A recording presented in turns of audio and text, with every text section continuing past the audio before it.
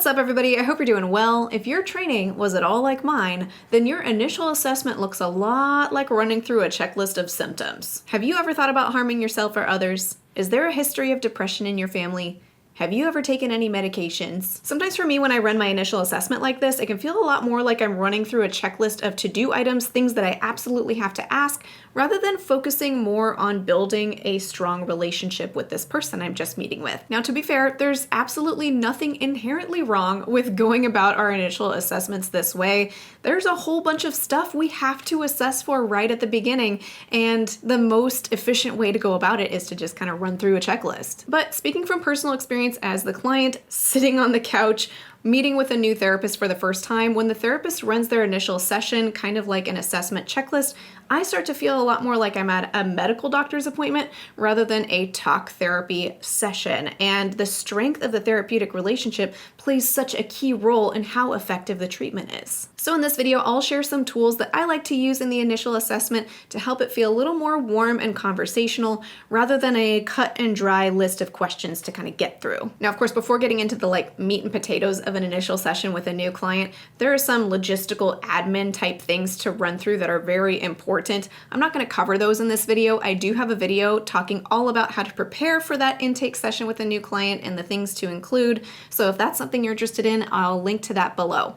But for today, we're skipping ahead to the part where we're starting with the assessment. Let's assess this new client. So once you've started off the session, you've gotten through the initial admin items like your status as a mandated reporter and any other important information to highlight from the initial paperwork, then it's time to play. And I've developed a kind of default approach that I tend to use across the board when it comes to how I go about this initial assessment. So at the beginning here, I like to give clients an idea of what to expect for the rest of our session, and I'll tell them that, typically in the first session, we spend a few minutes getting to know the reason why they're coming to see me, what is it that they're hoping for from therapy, and then we spend a significant chunk of time zooming out where I get to know who they are as a person, some key moments in their life story, what their core values are, their beliefs, things like that, so that I have a better sense of the context for which this presenting issue is showing up within. And then I zoom back in on the presenting issue and I offer one or two potential paths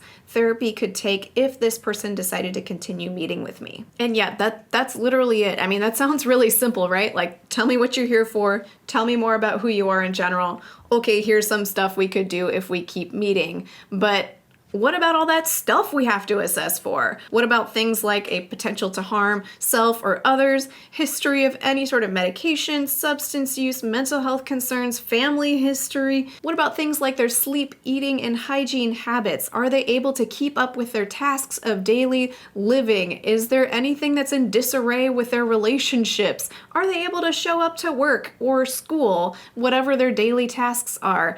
All of these things are very important to assess for. I mean, I didn't mention any of those assessment items when I went over the initial overview of how that first session is going to go, but I assure you they are all in there. Now, I'm not going to lie, the strategy that I like to use involves a bit more work than if you had a clipboard with a checklist of things to make sure you assess for in that first appointment. The way I see it, this is all part of the job that I'm paid to do. Hopefully, you're getting paid adequately for that job. If you're not, that is a topic for a totally different video, not today. But with that said, here's how I go about including these assessment questions in my intake process. So rather than run through a checklist of assessment questions like on a clipboard, I like to organically sprinkle them throughout the entire intake process. So after I've given clients that kind of bird's eye overview of how our first session is going to go, I ask them if that's all right with them. If they have any questions, almost universally, they're cool with it. And then I let them know that I may have questions along the way, and if I need to, I might interrupt them to ask some clarifying questions just so I can get a fuller picture of what's going on. And then of course I let them know if I ask them anything that they're not yet comfortable responding to, they are not obligated to. I found over the years that as long as I can kind of hold on the side burner of my mind an assessment checklist of all the things that I need to ask about during the session, while I listen to a client share about their presenting issue and their history and all of that, then there are organic opportunities to naturally ask about most of the assessment questions throughout the entire intake. And then at the end, there might just be a couple left over that I can ask about if we didn't get to them. I'm going to attempt to illustrate this with an example via a role play with myself. Keep in mind, I'm not an actor. Just humor me. I'm trying here. And then when I was 15, my parents went through a divorce. It was really messy. Whew, that sounds like a lot. I mean, you were 15? I can't even imagine. How did you cope with that at the time? Actually, I think that might have been right around when I started drinking. It was really hard to go through. Sure, no kidding. I mean, you were so young. Of course this affected you. What you said about the drinking sounds important. I'm going to come back to that in a little bit to ask some more questions about it. But I'm hearing you say that your parents' divorce really affected you in a lot of ways. So I'd love to hear some more about what other ways you remember that impacting you at the time. Oh, gosh. Yeah. I mean, where do I even start? It kind of affected everything, to be honest. Okay, wow. You were affected quite a bit. I'm curious, what about things like your sleep, your eating, even your schoolwork, your friendships? Do you remember any other areas of your life like that being affected around when your parents got divorced? All right, well, excuse my lack of acting skills. I did it for you. But hopefully this paints a nice example of wherever it feels organic and appropriate, I'll sprinkle in some of those assessment questions. And usually by the time we get to the end of the intake, I've already answered most of the assessment questions just by using this strategy. So another example, if let's say a client is telling me about their relationship with their dad, and while they're talking about their dad, I might ask some questions, not just about, tell me about your dad or how did you get along with your dad, but it might start to sound more like, I'm curious about your dad. From what you remember, does he have any history of his own mental health concerns? What about substance use? And then from there, kind of springboard, since we're on this topic, any family history that you know of around mental health concerns, substance use, things like that. And then as I hear enough responses, at some point I'll say, okay, wait, excuse me, I interrupted you. You were sharing about your relationship with your dad. Let's go back to that. And if by the time I get to the end of taking their history, they haven't covered some of the key assessment items that I'd like to ask about, then I just circle back to them. I'll say something like, there's a few questions that I'm curious about that we didn't get to in your story. Do you mind if I spend a moment asking you a few of those? And then I might revert back to clipboard mode in a way where I'm just running through the questions that we have left. However, at this point, we've already likely established a fair amount of rapport just in the last 20, 30 minutes of history taking, where they might just feel a lot more comfortable answering sort of rote questions, and they might be a little more honest about them as well. And for any assessment questions that we didn't get to yet that have the potential to feel a bit more weighty, like assessing for potential to harm, then I adjust the tenor of the way that I go about asking that question based on the history we just took. So in one example, if somebody shared a history riddled with trauma and hardship, then I might preface by saying something like, as we were talking, you shared a whole lot of hardship with me, and I know you've been through a lot. It's not unusual for someone who's had a life story like yours to have thoughts of wondering whether life's worth living, for example.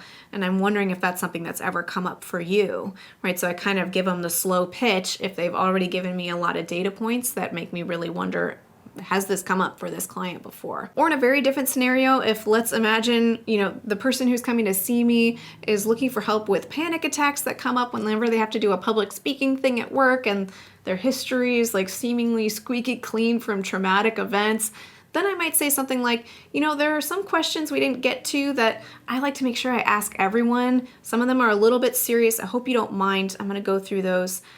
First of all, have you ever had any thoughts of harming yourself or others? And then I'll just kind of casually follow up with the list of others that we haven't touched on yet. Like, hey, have you ever felt like you've lost touch with reality? Aside from scenarios maybe where you had a few too many drinks or something like that, for a lot of folks, it's going to be a quick run through when they're saying no, no, no. Of course, if they answer yes to any of these, then you can take the history of that. So once we've made it through whatever remaining assessment questions might have still been left, I like to circle back to treatment goals. So we kind of started with treatment goals at the beginning where we're saying, tell me about why you're coming to see me, what you think you need help with. And then I circle back again to that at the end because a lot of times clients have a lot more clarity on what it is that they're looking for after we've gone through more of their history. I like to say something like, okay, I think I'm getting a pretty decent picture of what it is that you're looking for from therapy, but I'm curious to ask if, let's say, you were to meet with me for a little while and you found therapy helpful, what do you think would be different about your life then? I'm telling you, that question makes setting treatment goals so easy because at that point, there tends to be some pretty measurable goals that comes out of the client's mouth other than things that feel very vague, like, oh, I just want to be happy or I just want to feel better. Clients tend to be much more specific at this point about what it is that they hope will change about their life, or they may only need one or two more questions for me to invite the specifics of it to get to the bottom of it. And then after that, we get into the final minutes of the session where I name one or two potential paths we could take if they were to keep meeting with me, and we talk about the logistics of whether they want to schedule and all of that. But that's not what this particular video is about. Now, I'm aware as I offer this tip, it might feel a little overwhelming to try to keep that list of assessment items in the side of your mind while also fully attending to your client as they're sharing their story, you're taking their history and all of that.